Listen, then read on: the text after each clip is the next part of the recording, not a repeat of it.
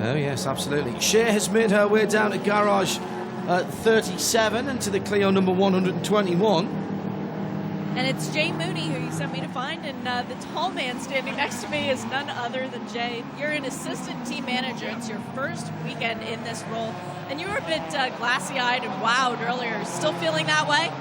Very much so. We arrived pretty much in awe of the event because we're very much on the club racing scene in the UK, so this is a big step up for the whole team, really. I mean, our drivers race in Fiestas and MGs and single-seaters in the UK, so to be here and surrounded by the likes of the Schneiders, the Bleeker-Molins, the Onslow Cars is a big step up for everyone. So we're sort of cautiously optimistic about things. We know what endurance racing is about, but yeah, we're just sort of finding our feet for now, but so far so good.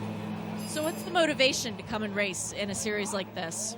Well, I mean, for me and a lot of the guys, we've been brought up around endurance racing. You know, Le Mans is like the place to be. So it's a very tricky, progression to get that far. So this event and this series in particular gives us the opportunity to really, sample that scene and be around the kind of machinery that's around here is incredible. So, some of the drivers are very young. They may yet get there, but for me to be involved in this is amazing.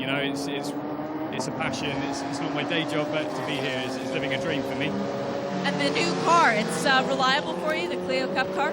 Yeah, I mean, it's been brilliantly prepared by Oliver and the Preptech guys. We kind of knew that in this class, in the A2 class, the Clio is very reliable. It's a strong runner.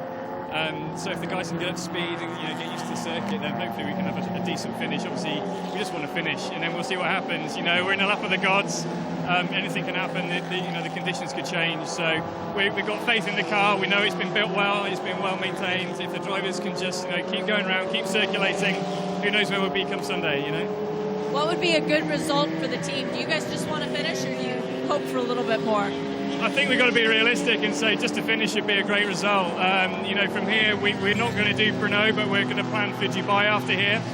We want to try and get the car on a diet and make it a bit lighter. There's still work to do in that respect. So I think to be a strong finish and hopefully, I don't want to dream of a podium, but, we've got to aim at some point and we just want to finish at the minute. Fourth in class at this point, you're doing well for a start. Yeah, definitely.